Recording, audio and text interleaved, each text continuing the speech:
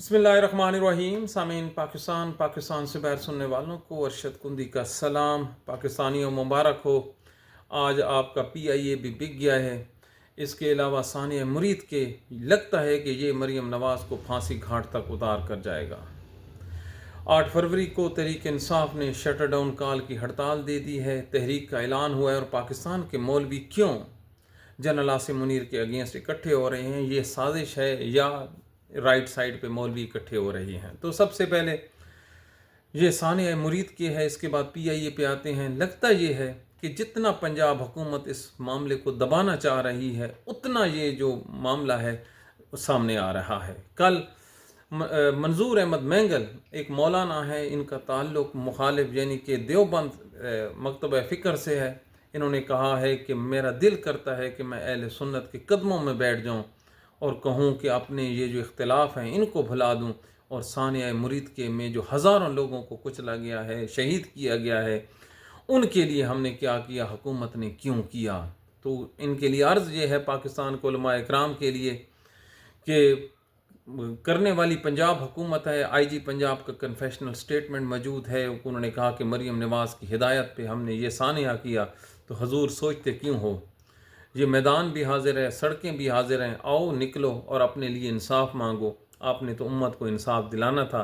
और हमारी ये प्रिडिक्शन आप याद रखिए, तहरीक लब्बैक के जो कारकुनान हैं वो दबे हुए ज़रूर हैं, लेकिन उन्होंने उठना ज़रूर है।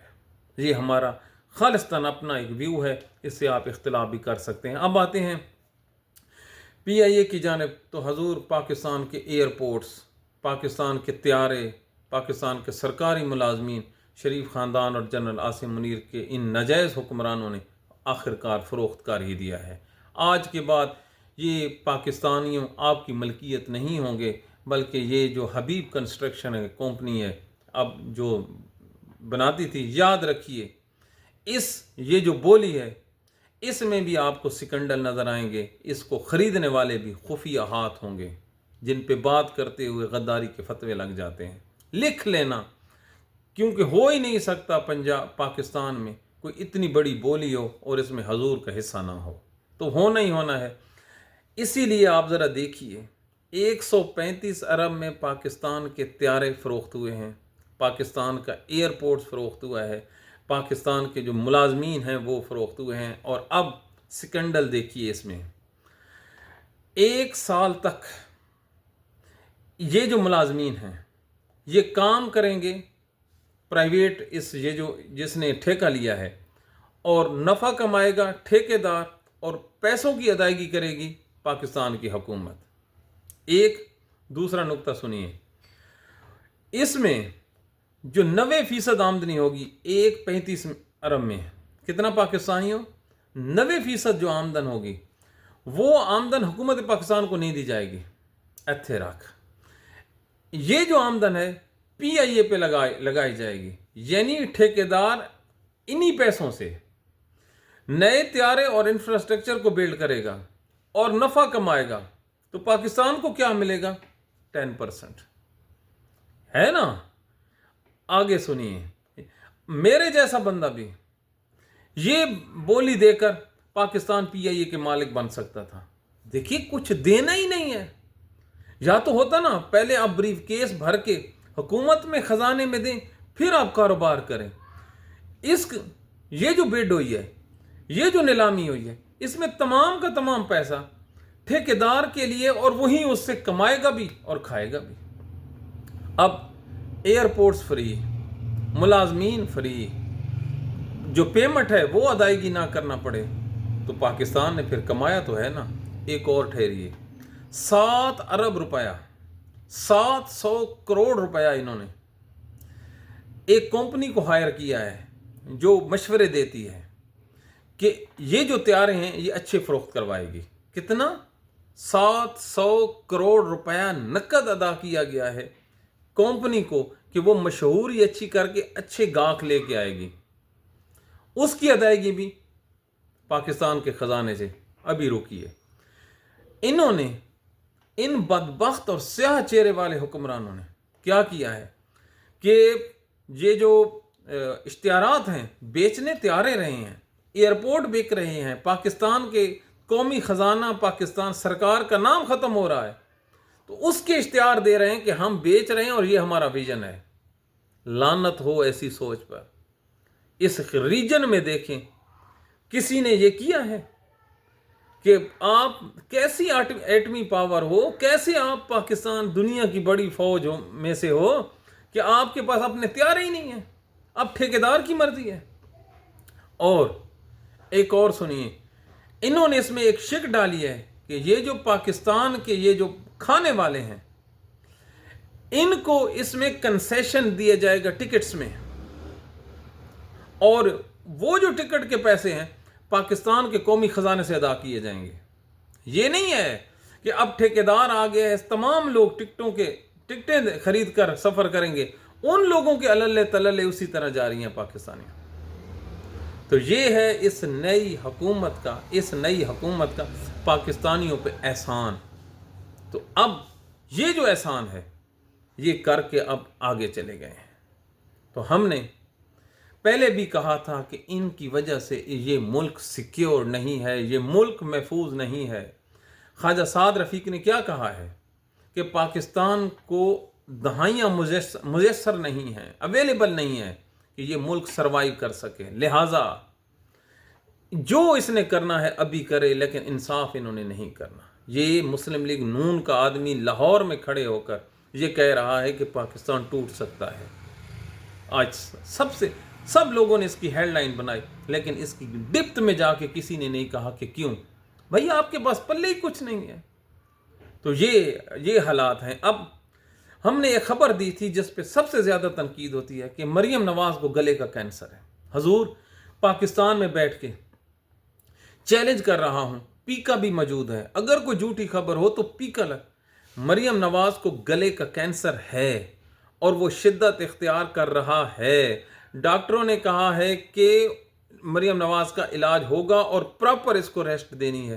یہ ہماری خبر ہے، اس پر ہم قائم ہیں۔ اب آگے تو رب کی مرضی ہے نا کہ وہ مریض کو کتنی شفا دیتا ہے، کتنی تکلیف دیتا ہے۔ خبر دینے والے کا تو یہ کنسرن نہیں ہے نا، تو ہم اب بھی قائم ہیں۔ لیکن اس عورت کے ساتھ جو اس نے ظلم ثانیہ مریدکیے میں کیا ہے، یار لاکھ اختلاف صحیح ہمارا ان سے، لیکن کسی کو مارنے کی تو ہم سپورٹ نہیں کر سکتے نا اپنی مخالفت میں۔ تو یہ جو ہے مریم نواز، اس کو دنیا میں بھی اور آخرت میں اللہ تعالیٰ ہدایت دے، اللہ تعالیٰ ہدایت دے، وہ بہترین ہدایت دینے والا۔ اب یکا کیا ہو گیا ہے سامعین کہ پاکستان کے تمام مولوی نیند سے بیدار ہوئے، جیسے انسان ہڑبڑا کر نہیں اٹھتا کہ ان کو پتہ ہی کچھ نہیں ہے۔ اب ان کو یاد آیا ہے کہ جنرل عاصم منیر کو یہ جو ایکسٹینشن ملی ہے، اس میں جو ان کو استثناء ملا ہے ساری عمر، یہ بھی غیر اسلامی۔ ارے بھائی جب غیر اسلامی ہے تو کچھ کر کے دکھاؤ نا حضور، کچھ پریکٹیکلی کرو، ہمیں بھی یہ لگے کہ آپ سچے ہو، وگرنہ ہم کیسے مان لیں گے آپ سچے ہیں؟ ہم تو یہ سمجھ رہے ہیں کہ جیسے ہی تحریک انصاف نے 8 فروری کو شٹر ڈاؤن کا اعلان کیا ہے تو حضور بحیثیت بی ٹیم آپ نے میدان میں اترنے کا فیصلہ کیا ہے، وگرنہ آپ کے پاس میدان بھی ہے اور گھوڑا بھی ہے۔ یہ ثانیہ مرید کو کہ ہم نے کیوں ٹچ دیا ہے، کیوں ہم نے اس کو کیا ہے، کہ آپ کے پاس تو جواز ہی موجود ہے۔ آپ کے مدرسوں کے خلاف بات کی تو آپ بول پڑے، لیکن یہ جو آپ نے اعلامیہ جاری کیا ہے اس میں آپ ثانیہ مریدکی کو رکھ لیتے ہیں۔ باتیں تو کی ہیں، ہم نے سنی بھی ہیں، لیکن عملی طور پر تو حضور یہ جو آپ جس کانفرنس میں شرکت کے لیے مولانا فضل الرحمان آیا ہے، تو یار اس میں آنے سے پہلے یہ جو کامران ٹسوری اس نے کیا کیا ہے؟ اس نے مولانا حضرت فضل الرحمان کو ڈاکٹریٹ کی ڈگری دی۔ پاکستان میں ڈگریاں جتنیاں ذلیل ہو رہی ہیں نا، کسی کو نا غیرے کو ڈگری اور میڈل دے دو، تو اس نے تصویریں کھینچیں اور سیدھا گورنر ہاؤس سے یہ آیا ہے جی خطاب کرنے کے لیے۔ اور یار اسلام تو کہتا ہے پورے کے پورے اسلام میں داخل ہو جاؤ، قرآن یہ کہتا ہے نا، تو آپ کیا کہتے ہیں؟ آپ نے ادھر بھی خوش رکھا ہوا ہے، ادھر بھی خوش رکھا۔ ہاں ایک بات آپ لوگوں نے ٹھیک کی ہے، مولانا طاہر اشرفی کو اس کی اوقات یاد کرائی۔ ہمیں تو یہ لگتا ہے پاکستانی کہ یہ اچھا بچہ بننے کی نا یہ پریکٹس ہے کہ آپ نے ساری جو ہے امیدیں لگائی ہیں طاہر اشرفی سے، وہ ہمیں موقع دیں، ہم آپ کے ساتھ، ہم اس سے زیادہ ہیں۔ یہ جو مدرسوں کے 30 لاکھ بچے ہیں نا، یہ اصل میں ہمارے ہیں، طاہر اشرفی کی نہیں ہے، وہ اس نے غلط آپ کو گائیڈ کیا ہے۔ ہمیں تو ان سے یہ توقع ہے، ایون ادروائز پاکستان کی سیاسی جماعتوں سے ایک ہی آدمی ان میں کام کا تھا، وہ تھا مولانا خادم رضوی۔ اس کی اپنی ایک کلاس تھی، وہ انتہا کا عاشق رسول تھا، اور یاد رکھیے اس کی کوئی بھی آپ ویڈیو اٹھا لیں یا اس کی زندگی، اس کی تھوڑی سی زندگی ہے یہ جو سیاسی ہے، کبھی اس نے ان مولویوں کے ساتھ بیٹھ کر نہ پریس کانفرنس کی، نہ ان سے الحاق کیا، الیکشن بھی ان کے خلاف لڑے اور وہ ان کے خلاف بھی رہا۔ آج یار رضوی برادران غائب ہیں، لیکن اگر یہ سچے ہوتے تو یہ کہہ دیتے نا کہ ان کو سامنے لاؤ۔ مفتی منیب بیٹھا تھا، اتنا ہی کہہ دیتا، چلو عمران خان کے لیے نہ بولو۔ عمران خان، پہلی بات تو یہ ان کو عمران خان کے لیے بھی بولنا چاہیے تھا۔ یہ اسلام کے دائی ہیں نا، یہ جو ہمارے علماء اکرام، یہ کہہ دیتے کہ عمران خان کو تو سزا دے رہے ہو، لیکن جنہوں نے گھڑیاں لیں، جنہوں نے کاریں لیں، جنہوں نے مرسڈیز لیں، جنہوں نے لوٹ لیا خزانے کو، ان کو آپ پوچھتے نہیں ہو۔ ایک آدمی کو پکڑ کے آپ نے رکھا ہے تو ڈسکریمنیشن ہے نا۔ اس طرف نہیں بولنا، اسی وجہ سے لگتا ہے پاکستانی کہ ہمیں ان کی سچائی پر پورا ڈاؤٹ ہے۔ لیکن ایک جو پکچر آئی ہے، تصویر آئی ہے، وہ ہے یہ سہیل افریدی کی۔ یار عمران خان کی انہوں نے ایک پروگرام میں وہ چلا دیتے ہیں ویڈیو، وہ آدمی پیچھے مڑ کے دیکھتا ہے تو اس کی آنکھوں سے آنسو گرنا شروع ہو جاتا ہے۔ 1000 بندوں میں، کیمروں کی موجودگی میں، ایک دل والا ہی اپنے مرشد کے لیے، اپنے لیڈر کے لیے رو سکتا ہے، اور جو رونے کی شکل منافق بنا سکتے ہیں، آنکھوں سے آنسو، یہ سچے ہوتے ہیں۔ اور یہ جو آنسو سہیل افریدی کی آنکھوں میں ہم نے دیکھے ہیں، واللہ یقین ہو گیا ہے کہ بہت بڑی تحریک اٹھے گی۔ اور یہ جو ہے محمود خان اچکزئی، اس کی جو ذات ہے، اس کی جو کریڈیبلٹی ہے، اس کی جو باتیں ہیں، اس کی جو سوچنے اور بولنے کا انداز ہے، اس سے ہمیں تو ذرہ برابر بھی شائبہ نہیں ہے کہ وہ عمران خان سے مخلص نہیں ہے، بالکل مخلص ہے۔ اور یہ تحریک اٹھائیں گے، اور تحریک اتنی زبردست ہوگی کہ آنکھیں دیکھتی رہ جائیں گی۔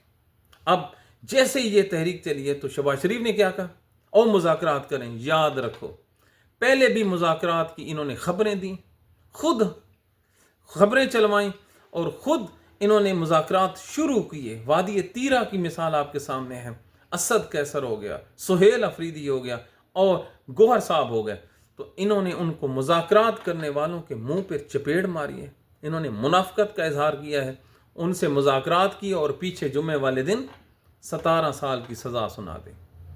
ارے اگر آپ لوگ اتنے ہی مخلص ہوتے کہ ہم نے معاملات کو کول کرنا ہے اور مذاکرات سچے ہو رہے ہیں، تو پھر یہ سزا لازمی تھی؟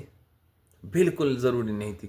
مطلب انہوں نے اپنا غرور دکھایا ہے، انہوں نے اپنا تکبر دکھایا ہے، اور جو بات کر رہے تھے ان کو انہوں نے ڈی گریڈ کیا ہے۔ تو ہم پہ بھی تنقید ہوئی کہ آپ کہتے ہیں کہ وہ ٹمپریچر نیچے آئے، تو ہمیں کیا پتا تھا کہ دلوں میں کچھ اور بس رہا ہے اور زبان کچھ اور کہہ رہی ہے۔ ہم نے تو اپنا تجزیہ پیش کرنا ہوتا ہے۔ تو یہ پاکستان کے حالات ہیں، ایک تحریک شروع ہونے والی ہے، بہت بڑی تحریک شروع ہونے والی ہے، تو اللہ تعالیٰ اس میں برکت ڈالے۔ لیکن ایک بات ہے جو خواجہ سعد رفیق نے بات کی ہے نا، کہ پاکستان کے پاس وقت تھوڑا ہے، بلیو می، بالکل وقت تھوڑا ہے۔ کہتے ہیں خزانہ ہمارا بھر گیا، ارے ہم نے خزانے کو چاٹنا ہے۔ او بدبخت، تو اتنا تو جھوٹ نہ بولو یار کہ بندے کو دیکھتے ہوئے بھی غصہ آ جائے۔ کیا ایک طرف آپ اپنے طیارے بیچ رہے ہو، ایک طرف آپ اپنی ریلوے بیچ رہے ہو، ایک طرف آپ اپنے ریڈیو اسٹیشن اور تمام چیزیں بیچ رہے ہو، موٹر وے تک آپ لوگوں نے بیچ دی، اور خزانہ ہمارا بھرا ہوا ہے۔ کیسا خزانہ ہے یار، گھر کی چیزیں بیچ کر آپ کا بینک بیلنس بھر رہا ہے، تو پھر آپ جیسا نکما آدمی کوئی نہیں ہے۔ اگر ایسے ملک چلانا ہے تو کوئی بھی چلا سکتا تھا۔ تو یہ پاکستان کے موجودہ حالات ہیں۔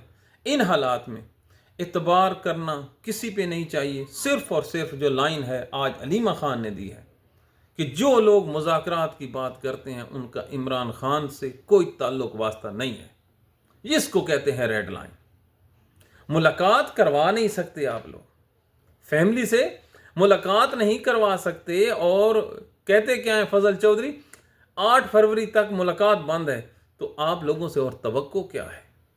8 فروری، ابھی ہم دسمبر میں بیٹھے ہیں، 2 مہینے تک ملاقات بند ہے، اس کے بعد پاکستان سے خطرہ ٹال جائے گا، ہم ملاقات کروائیں گے، تو وقت مشکل گزر جاتا ہے۔